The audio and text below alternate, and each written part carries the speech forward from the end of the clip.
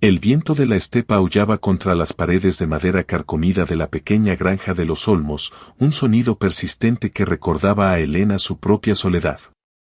A sus 34 años, la piel de sus manos ya estaba curtida por el trabajo arduo y las heladas matutinas, mostrando las grietas de una vida que no había sido generosa. Aquella noche de noviembre, el frío parecía tener dientes, mordiendo incluso a través de las mantas remendadas con las que intentaba calentar a su pequeño hijo, Mateo, que dormía profundamente ajeno al desastre financiero que se cernía sobre ellos. Elena se sentó frente a la mesa de la cocina, iluminada apenas por el cabo de una vela que se extinguía. Frente a ella, los documentos del banco parecían sentencias de muerte escritas en tinta negra. Las deudas de la granja, heredadas de un marido que se marchó dejando solo promesas rotas y surcos vacíos, eran una montaña imposible de escalar. El precio del grano había caído, la sequía de verano había matado a la mitad del ganado y ahora, con el invierno llamando a la puerta, Elena no tenía ni para pagar la semilla de la próxima temporada, mucho menos los intereses acumulados. ¿Cómo lo haremos, Dios mío?, susurró, sintiendo que el nudo en su garganta le impedía respirar. El silencio de la casa fue interrumpido de pronto por un sonido seco, casi imperceptible entre las ráfagas del vendaval. Elena se tensó. En aquel rincón olvidado de la provincia, las visitas nocturnas rara vez traían buenas noticias. El sonido se repitió, 3 golpes rítmicos, suaves pero urgentes, sobre la puerta principal. Con el corazón martilleando contra sus costillas, tomó el viejo candil de aceite y se acercó a la entrada. El frío se filtraba por las rendijas de la madera, enfriándole los pies descalzos. Al abrir la pesada puerta, una ráfaga de nieve polvorienta entró violentamente en la estancia, obligándola a entrecerrar los ojos. Al principio no vio nada más que la oscuridad del camino. Pero al bajar la mirada, su aliento se detuvo. Allí, acurrucadas sobre el porche cubierto de escarcha, se encontraban 2 niñas. No podían tener más de 6 o 7 años. Estaban vestidas con abrigos de lana fina pero empapados, y sus rostros estaban tan pálidos que parecían tallados en mármol bajo la luz de la luna. Sus ojos, grandes y de un azul profundo casi sobrenatural, miraron a Elena con una mezcla de terror y una esperanza silenciosa que le partió el alma. No tenían maletas, ni notas, ni rastro de adultos a la redonda. Solo estaban ellas, temblando en el umbral de una mujer que apenas tenía para comer. Elena no lo pensó 2 veces. El instinto materno, esa fuerza visceral que no entiende de presupuestos ni de lógica, se impuso sobre su propio miedo. Se agachó rápidamente, envolviendo con sus brazos a las 2 pequeñas, cuya piel se sentía tan fría como el hielo que comenzaba a formarse en los charcos del patio. Las introdujo en la casa, cerrando la puerta con fuerza para dejar fuera el gélido abrazo de la tormenta. «Dios mío, criaturas, ¿de dónde han salido?», exclamó Elena mientras las conducía hacia la chimenea, donde aún quedaban unas brasas agonizantes. Las niñas no respondieron. Se mantenían tomadas de la mano con una fuerza tal que sus nudillos estaban blancos. Elena, moviéndose con la agilidad que le daba la necesidad, avivó el fuego con los últimos troncos secos que guardaba para la mañana siguiente. No importaba, el mañana era un concepto lejano frente a la urgencia de esos cuerpos temblorosos.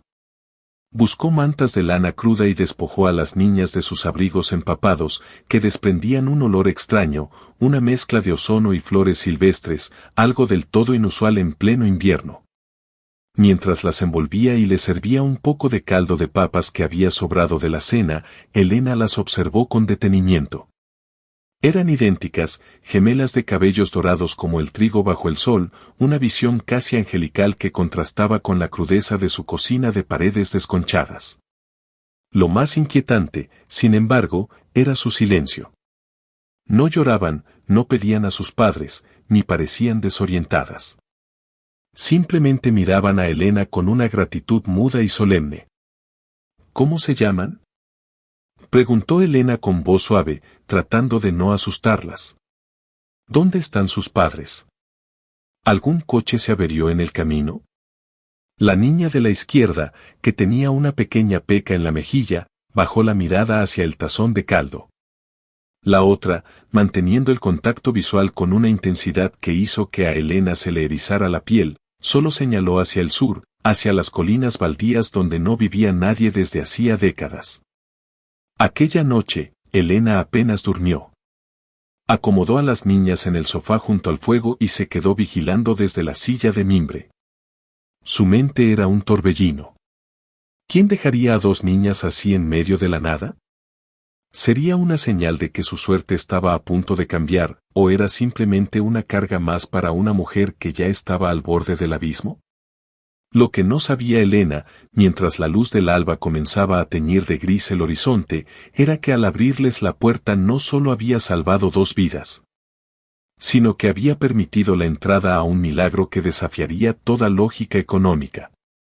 La mañana llegó con una claridad cegadora.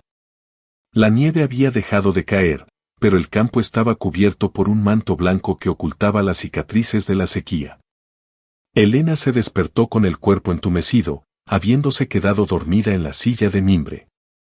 Al abrir los ojos, lo primero que notó fue que las niñas ya no estaban en el sofá. Un pánico súbito le recorrió la espalda, la idea de que hubieran vuelto a salir al frío extremo la hizo saltar de su asiento. Mateo. Niñas. Gritó mientras corría hacia la cocina. Se detuvo en seco al llegar. Mateo estaba sentado a la mesa, riendo como no lo había hecho en meses, mientras las dos niñas, cuyos nombres seguían siendo un misterio, pelaban con una destreza asombrosa las últimas papas arrugadas que quedaban en la despensa. Pero no fue la escena doméstica lo que dejó a Elena sin aliento, sino lo que vio a través de la ventana que daba al huerto trasero.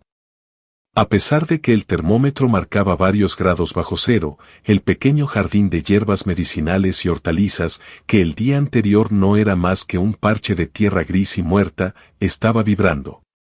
Un círculo de color verde esmeralda rodeaba la casa, derritiendo la nieve a su paso. Las plantas parecían estar creciendo a una velocidad imposible, desafiando el rigor del invierno. Elena salió corriendo, sin siquiera ponerse las botas. Al pisar la tierra, no sintió el frío cortante, sino una calidez que subía desde las plantas de sus pies hasta su corazón. Se arrodilló ante una planta de romero que el día anterior estaba seca y quebradiza. Ahora, sus hojas eran carnosas y desprendían una fragancia tan potente que parecía limpiar el aire de todas las preocupaciones. ¿Qué es esto?, susurró, con las manos temblando de incredulidad. Las dos niñas salieron al porche y se quedaron allí, observándola.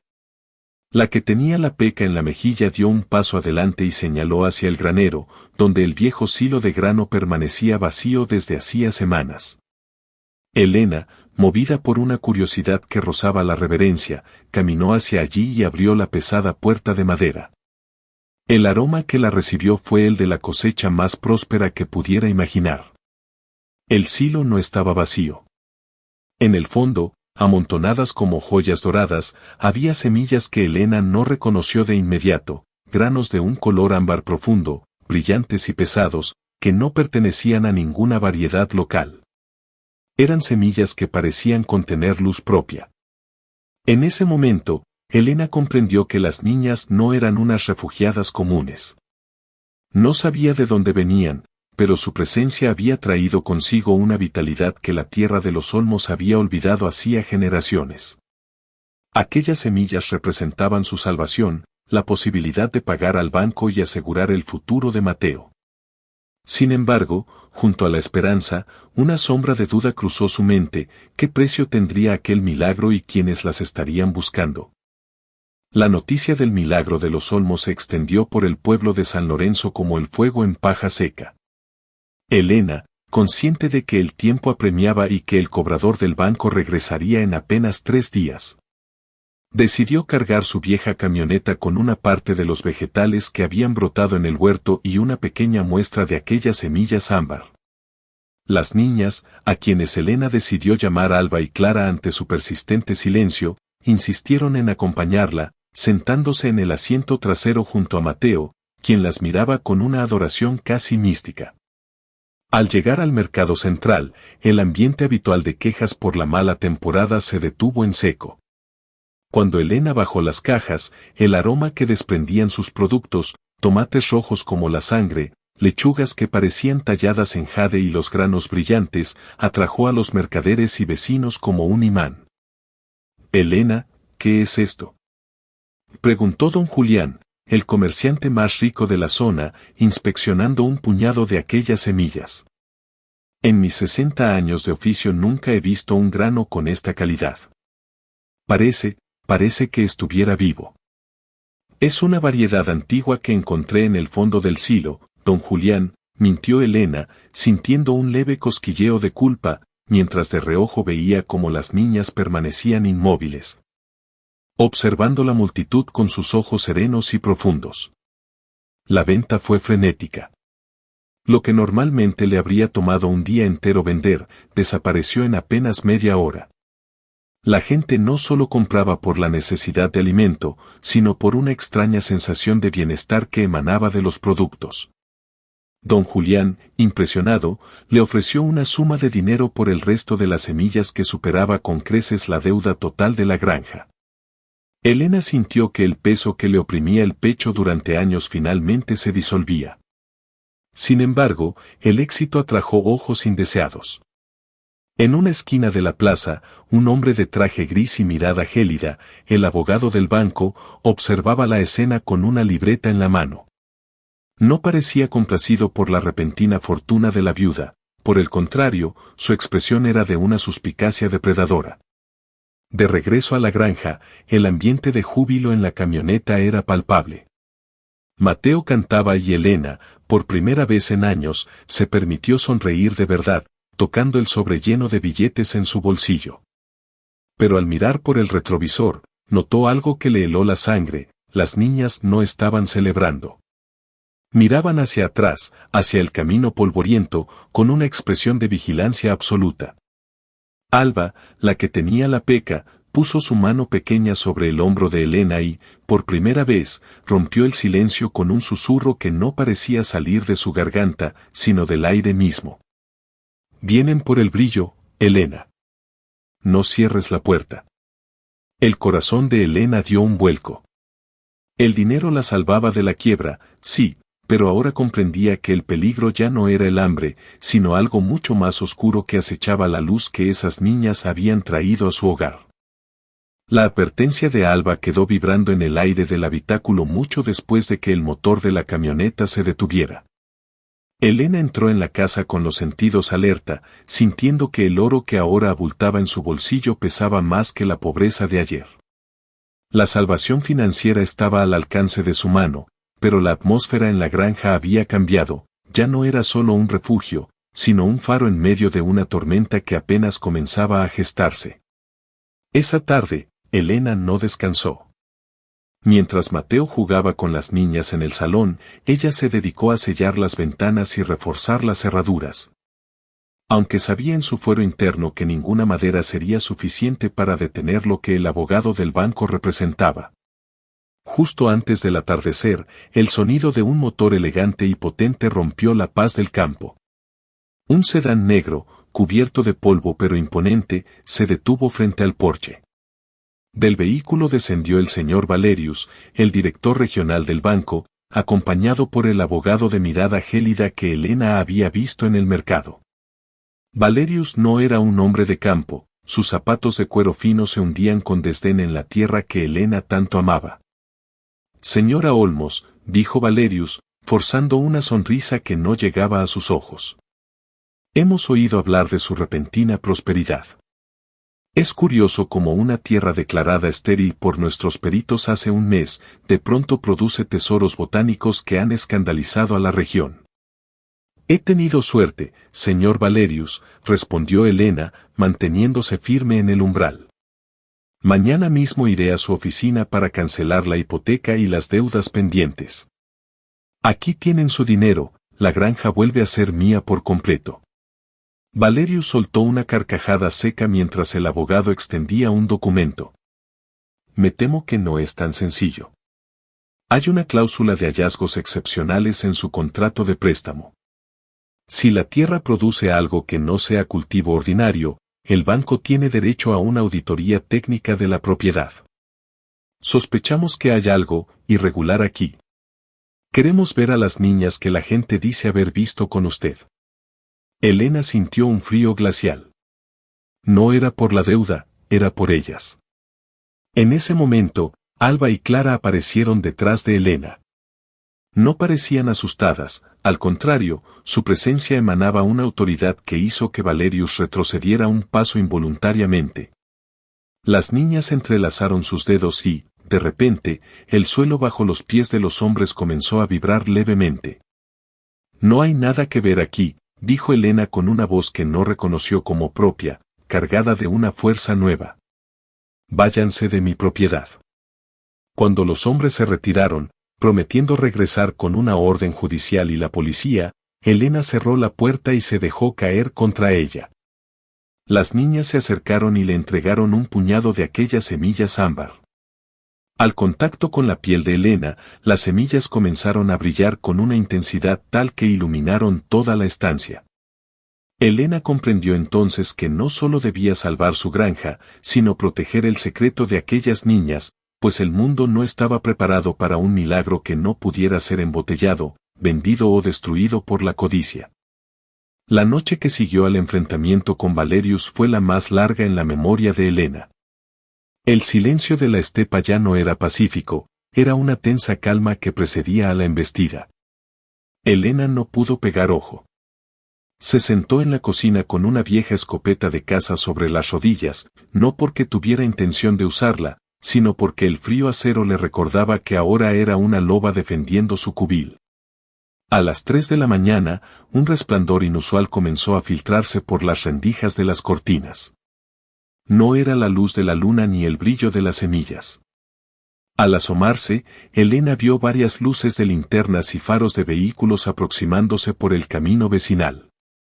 Valerius no había esperado a la orden judicial, había traído consigo a hombres que no buscaban justicia, sino el origen de aquel poder que brotaba de la tierra. Elena Olmos, salga ahora mismo. La voz de Valerius, amplificada por un megáfono, rasgó la noche. Tenemos informes de que posee materiales biológicos no registrados y que mantiene a menores en condiciones sospechosas. Entregue las semillas y a las niñas, y nos olvidaremos de la deuda para siempre. Elena sintió un fuego abrasador en el pecho. Miró hacia el rincón donde Alba, Clara y Mateo estaban acurrucados. Las niñas estaban de pie, con los ojos cerrados y las manos extendidas hacia el suelo de madera.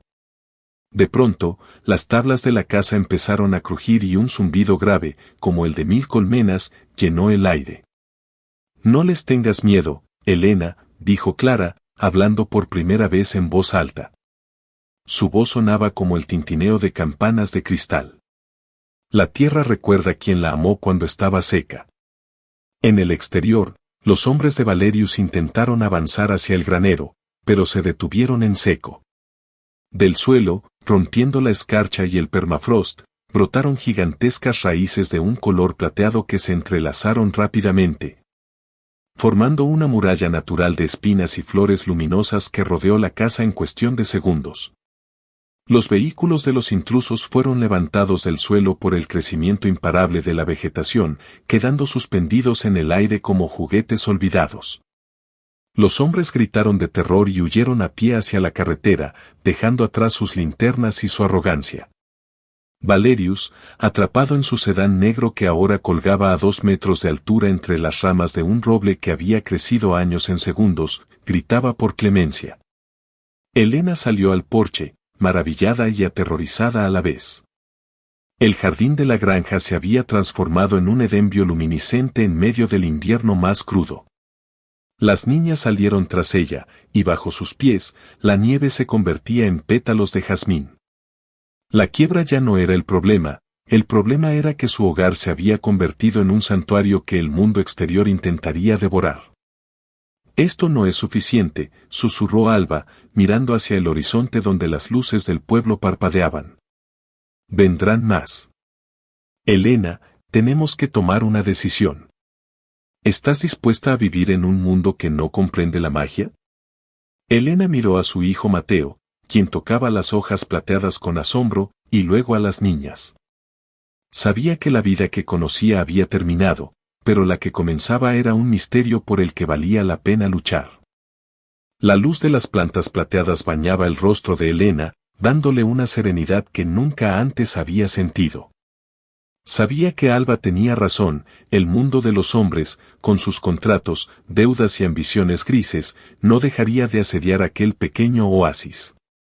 Valerius y sus secuaces eran solo la vanguardia de una marea de curiosos, científicos y codiciosos que destruirían la magia en su afán por poseerla. ¿Qué debemos hacer?, preguntó Elena, apretando la mano de Mateo. Esta es mi casa, la tierra de mis antepasados. No quiero perderla, pero tampoco quiero que se convierta en una prisión para ustedes. Alba y Clara se miraron y luego se acercaron a Elena, colocando sus pequeñas manos sobre el sobre de dinero que aún estaba en la mesa de la cocina. Ante los ojos de Elena, los billetes comenzaron a transformarse, no en cenizas, sino en hojas de un árbol milenario, grabadas con escrituras que parecían brillar con una sabiduría antigua. El dinero es una ilusión de valor, dijo Clara con su voz musical. El verdadero valor está en el vínculo entre quien cuida y quien es cuidado. Elena, nos has dado hogar cuando no tenías nada. Ahora, nosotras te daremos un mundo donde el hambre y la deuda no existan. Las niñas comenzaron a caminar hacia el centro del campo, invitando a Elena y a Mateo a seguirlas. A cada paso que daban, la muralla de espinas y flores se hacía más densa y alta, pero no para encerrarlos, sino para tejer un velo de invisibilidad sobre la propiedad. Una neblina cálida y perfumada se levantó del suelo, ocultando la granja de los olmos de cualquier ojo externo. Desde afuera, cualquier viajero solo vería un bosque espeso e impenetrable, una anomalía en el mapa que la gente pronto aprendería a rodear con temor y respeto. Elena sintió cómo sus preocupaciones económicas se disolvían por completo. Las semillas ámbar que habían llenado el silo no solo servirían para una cosecha, sino que se multiplicaban solas, proporcionando un alimento que sanaba el cuerpo y el alma. La granja ya no necesitaba del mercado, ni del banco, ni del sistema que casi la había destruido. Años después, en el pueblo de San Lorenzo, todavía se contaba la leyenda de la granjera desaparecida. Decían que si uno se acercaba demasiado a las colinas del sur en una noche de invierno, podía oler el aroma de las flores de verano y ver un resplandor dorado entre los árboles. Elena, ahora con el cabello veteado de plata pero con una vitalidad eterna en sus ojos, observaba a Mateo correr por campos que nunca conocían las plagas ni la sequía. Alba y Clara, que no envejecían al ritmo de los humanos, seguían a su lado, como guardianas de un paraíso privado. Aquella madre soltera, que una vez lloró frente a una vela que se apagaba, ahora vivía en una luz que nunca moría. No solo se había salvado de la quiebra, se había salvado de la insignificancia, convirtiéndose en la custodia del milagro más grande que la tierra jamás había entregado a un corazón generoso.